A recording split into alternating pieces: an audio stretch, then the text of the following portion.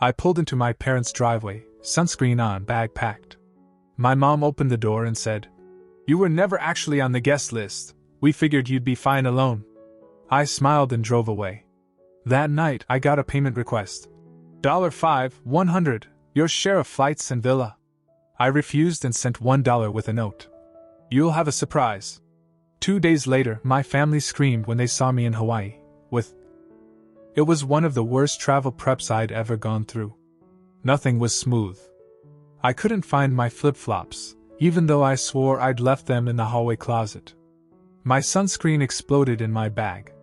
I had to switch duffels last minute when the zipper on my usual one snapped wide open like it had been waiting for this exact day to fall apart. The charger I packed was for an old phone.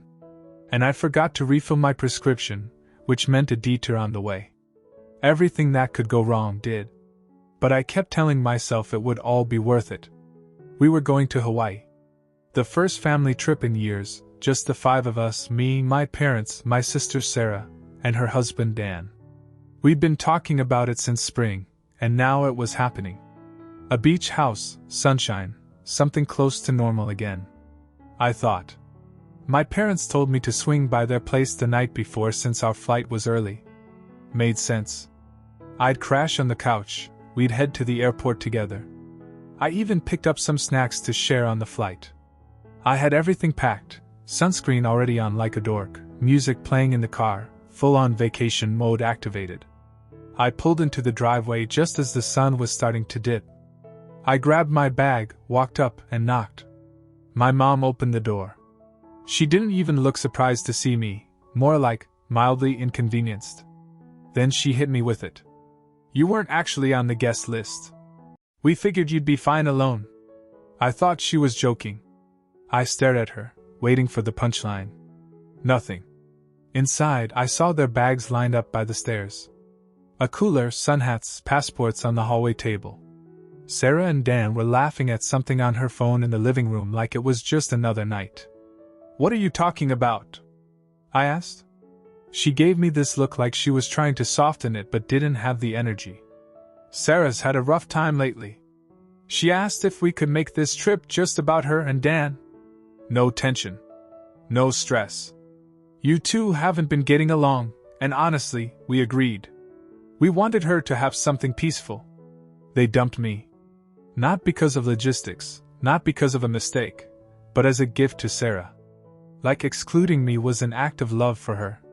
I looked over her shoulder one last time. My dad was in the kitchen, facing the other way, pretending to stir something he clearly wasn't cooking. No one said anything. No one moved to stop me. So I left. Back in my car, I sat there for a few minutes, not even angry yet. Just embarrassed. Not just that they cut me out, but that I didn't see it coming. The last few months, every time we talked about the trip, it was vague. "We'll let you know, we're still confirming things." I thought they were just being disorganized. But no. They'd planned everything around me, not including me. At around 10:47 p.m. that night, I got a Venmo request from my mom. $5,100, your share of flights and villa. I stared at it, smiling. Then I sent back $1 with a note. "You'll have a surprise." I opened my laptop. Checked the flight number I'd suspected they were taking. It still had seats available. I booked one.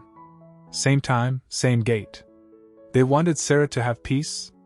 Fine. But I wasn't going to sulk in my apartment for 5 days while they posted selfies from the beach. I found a better place. A private cabana, luxury villa, full ocean view, separate entrance.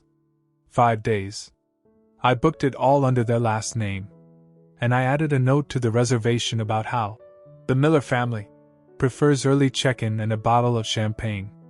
I didn't want revenge. I wanted peace too.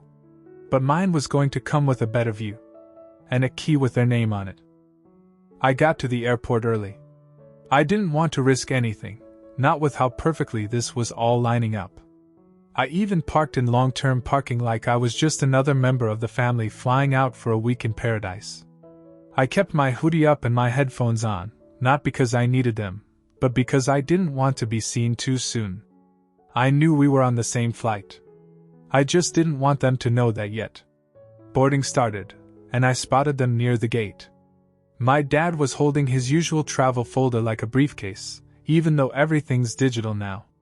Sarah had a designer neck pillow looped through her suitcase handle, laughing with Dan over something on her phone. My mom was tapping her foot, checking her watch every few seconds. I waited until the final boarding call. Slipped past them in group 4 while they were distracted with a gate agent about a window seat. Walked right by. Nobody noticed. It was kind of beautiful. The plane was full. I took a middle seat head down. Slept through most of the flight. Woke up somewhere over the Pacific, just as the flight attendants were handing out drinks.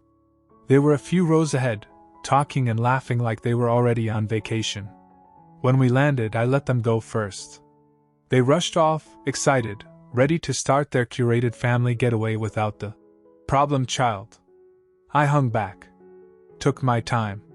And when I stepped into the arrivals area, there it was, my driver, holding a sign that said Miller family. He didn't even ask questions. Grabbed my bag and led me to a black SUV with cold towels and a basket of fresh fruit in the back. I didn't even have to touch my luggage again. The resort was 20 minutes up the coast. A private estate, technically. Separate from the main hotels. My cabana had its own infinity pool, a hammock strung between 2 palms, and a deck that opened right onto the sand. I checked in. The staff greeted me with, "Aloha, Mr. Miller. We've got everything set up for you and your guests." I nodded. "They'll be joining later." That was enough. Meanwhile, I knew where they were staying. A decent resort, sure, but cramped. One shared villa for the 4 of them. Limited beach access. Family-friendly, noisy, very public. That night, I took a walk near their side of the island, just to see it. I stayed out of sight but close enough to watch them shuffle onto the beach, clearly irritated about something. My guess? They had just tried to check in under their last name, and got told someone else had already taken the good room. They didn't know it yet, but this was only the beginning. By morning, they'd be making calls, trying to figure out what had happened. And I'd be 3 margaritas deep on a lounger, reading a book I didn't even plan to finish. I wasn't trying to ruin their trip. I was just letting them feel what it's like to be left out. The first morning felt like something out of a brochure. The ocean was quiet. The breeze came through like it had been designed for that specific Tuesday. I had no messages, no calls, no noise, just a plate of tropical fruit I didn't recognize and the sound of waves. It was the first time in a long time I didn't feel like I was orbiting around someone else's life. By 9 a.m., the messages started coming in. First was a text from my mom. "Did you do something with our reservation?" I ignored it. Then Sarah chimed in. "We need to talk. Something weird's going on with the villa." That one made me smile. She followed it up with a voice message I didn't listen to. What happened was exactly what I expected. They tried to check in, only to find out that Miller had already claimed the beachfront cabana, and there was no second booking. The staff told them the name had been flagged for VIP check-in hours earlier. They were bumped to a downgraded room, farther from the beach, no view, no extras. It was the only thing available. They were furious. By noon, I finally answered one of my dad's calls. He asked if I had booked something in their name. I said I had. He asked why. I told him. "I figured you'd be fine alone." He hung up. I spent the day lounging by my pool, ordering ridiculous food just because it was on the menu. 2 women I met that morning at breakfast, Cassie and Joy, ended up joining me for drinks. They were from Seattle, here for a bachelorette party that got cancelled last minute. We clicked instantly. Nothing serious, just easy conversation and lots of laughter. They stayed late. I didn't ask them to leave. The next day was even better. I went snorkeling while they scrambled with hotel managers trying to upgrade or switch properties. I knew they couldn't. Every decent place was booked out weeks in advance. They were stuck. I passed them once, on the beach path near a crowded bar. Sarah saw me and did a double take. She was in sandals and clearly sunburned. I was in shades and a linen shirt, fresh off a massage. She didn't say anything. Neither did I. That night, Joy and Cassie came back. We watched the sunset on the deck, then crashed early, just stretched out listening to music and the ocean. I didn't feel triumphant. Not exactly. I felt quiet. Still. Like everything that had built up over the years had been released in 5 days of silence and salt air. Back home, I knew there would be fallout. There always is. But for now, they were the outsiders. And I was exactly where I was supposed to be. On the 4th morning, a resort staff member knocked on my cabana door. I thought maybe it was another welcome drink or towel service, but instead, they handed me an envelope. Not from the front desk, hand-delivered by a guest, they said. It had no name on the outside, just a room number scribbled in the corner. Inside was a folded piece of resort stationery. 3 sentences, in Sarah's handwriting. This was beyond petty. We're embarrassed for you. You've ruined the trip. No. Hello? No name. No explanation. Just that. I folded it carefully and slid it under my drink on the patio table like it was nothing. I didn't even feel angry, not really. It was more strange than anything. Like they genuinely thought I was just going to vanish and not notice. And now that I hadn't, I was the villain for not going quietly. I spent the next few hours in town with Cassie and Joy. They'd found a boat tour that was a bit off the radar, owned by a retired marine biologist who offered reef dives to small groups. It ended up being just the 3 of us. We took turns diving, swam with sea turtles, and drank out of real coconuts. At one point, Cassie leaned back on the boat deck and said, "Is this what life's supposed to feel like?" I didn't answer. But I knew what she meant. Near the end of the tour, Joy snapped a photo of us laughing, me between them, shirt off, drink in hand, ocean in the background, and she posted it on Instagram. I didn't even think about it at the time. Just another vacation pic. But that was the spark. By the time we got back to the cabana, my phone had 5 missed calls from my dad. Then a long message. "Delete the photo. This is going too far. You're deliberately trying to humiliate the family." Then Sarah. "You're not even pretending anymore. Is this all just some pathetic show?" And finally from my mom. "We've supported you for years. You were always different, but we never made you feel that way. I don't know what changed in you, but this is cruel." I reread that last one twice. Supported me for years. That line echoed in my head for the rest of the afternoon. Supported me? They'd spent years trying to smooth me out, ignore the things that didn't fit, make me small so Sarah could shine. That night, Cassie and Joy went into town to check out a live music bar. I stayed back. I wasn't in the mood. The air was still warm, and I walked down to the beach, barefoot, just needing to clear my head. As I got near the edge of the resort property, I saw someone sitting on the low stone wall by the water. Dan. He was alone, nursing a beer, staring at the ocean. He saw me but didn't flinch. After a second, he raised the bottle like a lazy wave. I hesitated, then walked over. Sat down a few feet away. Dan didn't look at me. "They're unraveling," he said. "Your mom cried earlier. Sarah's been slamming doors." I didn't say anything. "She wasn't expecting you to actually show up," he added. "Definitely not like this. They all thought you'd just sulk at home." I glanced at him. "Did she ask them to leave me out?" He didn't answer immediately. Took a sip, then said, "It was her idea. I think they went along with it because it seemed easier than dealing with another fight." I nodded slowly. He glanced over. "I don't think you're wrong. But I'm probably not supposed to say that." We sat there in silence for a while. The tide was creeping up the sand. A crab skittered past us like it didn't want to get involved. When I stood to leave, Dan said, "They're going to keep coming after you when we're back." "I know." Back at the cabana, Cassie and Joy were curled up on the daybed, both half asleep under a throw blanket, music playing low on someone's phone. I grabbed a water bottle from the minibar and sat outside with them. Joy opened one eye, looked at me, then drifted off again. I leaned back and closed my eyes. Let them scream. Let them post. Let them spiral. This was the first time in my life I wasn't trying to earn a seat at their table. And it felt better than anything I could have imagined. The flight home was quiet. We were on the same plane again. Total coincidence, but it felt like some twisted symmetry. I boarded first this time, sat near the back with a window seat and noise-canceling headphones. I saw them come in, my parents, Sarah and Dan, tired, tan, and not speaking to each other. They didn't notice me. Or maybe they did and just didn't want another scene. The weird part was, I didn't feel anything. No smugness. No triumph. Just nothing. I watched the seatbelt light flick on and looked out the window until we were in the air. After landing, I ignored their glances at baggage claim and walked straight to the parking garage.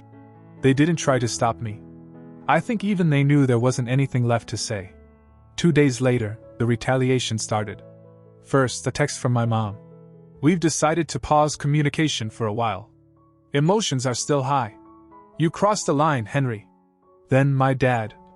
We hope you reflect on the choices you made and the damage done. But the real message came in the form of money. They filed a formal payment request through Venmo again. $5, 100, flights, villa, emotional distress not included. I denied it. They tried again. I denied it again. Then I blocked both of them. Sarah didn't block me. She did something worse, she started texting constantly. Not to talk, but to provoke. Hope your little stunt was worth it. You really think this makes you look strong? It's pathetic. You've always been selfish. Don't expect this to just go away. I didn't respond. Not once. She escalated from texts to voice messages, sometimes 3 or 4 in a row. I deleted them all without listening. At work, I didn't mention the trip. My coworkers asked how Hawaii was, and I just said, quiet. Just what I needed. No one pried. Cassie and Joy followed me on Instagram. We exchanged a few messages, but it was clear we'd each go our own way. And that was fine. What we had was short, simple, and exactly what I needed in that moment. Nothing more. A week after the flight back, I got an email from my dad with the subject line. Family boundaries going forward. I didn't open it. I archived it. Whatever line they thought I crossed, I wasn't interested in defending myself anymore. They made a choice to leave me out to make someone else more comfortable. I made a choice to stop chasing their approval. Simple as that. By the end of that month, I deleted the family group chat and removed every shared calendar event I had marked. Birthdays, holidays, anniversaries. Gone. The silence wasn't sad. It was clean. By the time October rolled around, it had been almost 3 months since Hawaii. No calls. No family dinners. No check-ins. Nothing. The last time I heard my parents' voices was in that airport terminal, when they were laughing without me. And the last time I saw Sarah was that flash of her on the path, sunburned and stunned, when she realized I was staying somewhere better than all of them combined. They never apologized. Not once. They just shifted into this passive-aggressive campaign to freeze me out completely. My mom unfollowed me on everything. My dad blocked me on Venmo and LinkedIn, which was honestly just bizarre. Sarah didn't block me, but her texts kept coming every couple of weeks. Same tone every time. You should talk to Mom. This went too far, Henry. Seriously. Still playing the victim, huh? You just abandoned us. Typical. She never once acknowledged what they did. Never mentioned the decision to exclude me in the first place. In her mind, I was the selfish one because I didn't just accept being left behind. Because I didn't roll over and pretend everything was fine when it very clearly wasn't. Eventually I muted her, then finally blocked her too. Not out of spite, just because it was exhausting. She didn't want to talk. She wanted to keep herself angry. In early November, I ran into Dan at a gas station near my place. He was alone. He gave me a small nod when we made eye contact, then walked past me without saying a word. I didn't stop him. Didn't care to. I was done reaching for people who didn't know how to hold anything that wasn't about them. A few days later, I got one last letter in the mail. From my mom. Handwritten, a full page. She said she hoped I was okay, that she didn't understand where all this anger came from, that it was tearing the family apart. She wrote that forgiveness was still possible, but only if I came forward and admitted my part in creating such an ugly division. I folded it neatly, put it in the drawer next to my bed, and never read it again. That was the last time any of them reached out. Christmas came. Then my birthday. I spent both with a few friends from work, no drama, no forced small talk, no walking on eggshells. I thought about Hawaii sometimes, Not the revenge, not the petty satisfaction, but the feeling of that first morning alone, when the ocean was calm and no one expected anything from me. That moment when I realized I didn't need them to give me space anymore, I could take it for myself. It wasn't about punishment. It was about peace. And peace, I've learned, doesn't beg to be understood. It just stays quiet and lets everything else keep screaming. That's the last I'll say about them. We don't talk anymore. And I don't miss it. Almost a year had gone by. It had gotten to the point where entire weeks passed without me thinking about them. I'd stopped wondering if they'd reach out. I'd stopped checking for their names in my inbox or bracing every time the phone buzzed. Life moved forward. I moved closer to the coast, picked up more freelance clients, and finally started sleeping through the night again.